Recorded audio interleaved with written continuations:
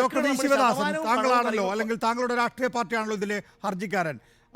ഇങ്ങനെയാണോ കാര്യങ്ങൾ? ഒന്ന്, ഇവിടെ ചർച്ചയിൽ പങ്കെടുത്ത BJPയുടെ പ്രതിനിധി അദ്ദേഹം ഇലക്ട്രൽ ബോണ്ട് സിസ്റ്റത്തെക്കുറിച്ച് കാര്യമായി മനസ്സിലാക്കിയിട്ടില്ല എന്ന് തോന്നുന്നു. അദ്ദേഹം പറഞ്ഞിട്ടുള്ളത് ലാഭവിഹിതത്തിൻ്റെ നിശ്ചിത ശതമാനം മാത്രമേ തെരഞ്ഞെടുപ്പിൽ ഇവിടെ ഇലക്ട്രൽ ബോണ്ടായി നൽകാൻ പാടുള്ളൂ എന്നാണ് അദ്ദേഹം ധരിച്ചു വെച്ചിരിക്കുന്നത്. അതെല്ലാം BJP സർക്കാർ മാറ്റിയിട്ടുണ്ട്. കമ്പനികൾക്ക്, രാഷ്ട്രീയ പാർട്ടികൾക്ക് വളഞ്ഞ വഴിയിലൂടെ സംഭാവനകൾ നൽകുന്നതിന്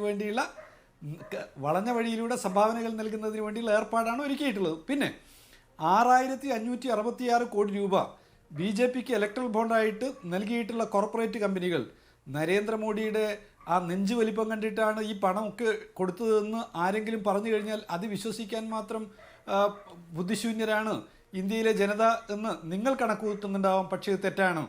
ഇന്ത്യയിലെ കോർപ്പറേറ്റുകൾക്ക് നിങ്ങൾ നൽകിയിട്ടുള്ള തെറ്റായതും വഴിവിട്ടതുമായിട്ടുള്ള സഹായങ്ങളുടെ പ്രതിഫലമായിട്ടാണ് ഈ പണം മുഴുവൻ BJPക്ക് കിട്ടിയിട്ടുള്ളത്. BJP ആരോടൊക്കെയാണ് കോർപ്പറേറ്റ് ഫണ്ടിങ്ങിന് വേണ്ടി, ഇലക്ട്രൽ ബോണ്ടിന് വേണ്ടി ആവശ്യപ്പെട്ടതെന്ന് നിങ്ങൾക്ക് BJPക്ക് തന്നെ അറിയാലോ. നിങ്ങളൊന്ന് വെളിപ്പെടുത്തിയാൽ മതിയല്ലോ ആരോടൊക്കെയാണ് ചോദിച്ചിട്ടുള്ളത് എന്നുള്ള കാര്യം.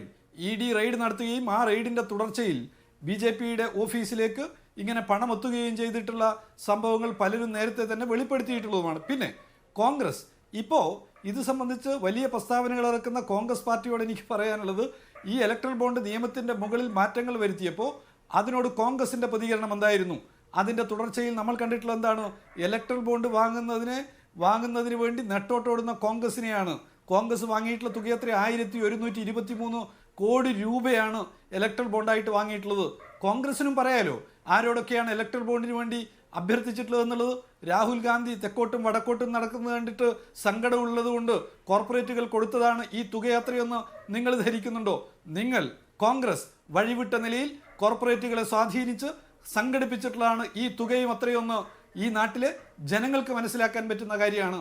അഭിമാനത്തോടുകൂടി CPIMൻ്റെ പ്രതിനിധി എന്ന നിലയിൽ എനിക്ക് പറയാൻ പറ്റും, കോർപ്പറേറ്റ് ഫണ്ടിനെ കുറിച്ച്, ഇലക്ട്രൽ ബോണ്ടിനെ കുറിച്ച് തുടക്കം മുതൽ തന്നെ ശരിയായ നിലപാടെടുക്കുകയും യാതൊരു പൈസയും ഇലക്ട്രൽ ബോണ്ടിലൂടെ കൈപ്പറ്റുകയില്ല എന്ന് പ്രഖ്യാപിച്ചിട്ടുള്ള ഒരു രാഷ്ട്രീയ പാർട്ടിയുടെ പ്രതിനിധിയാണ് ഞാൻ എന്നുള്ളതിൽ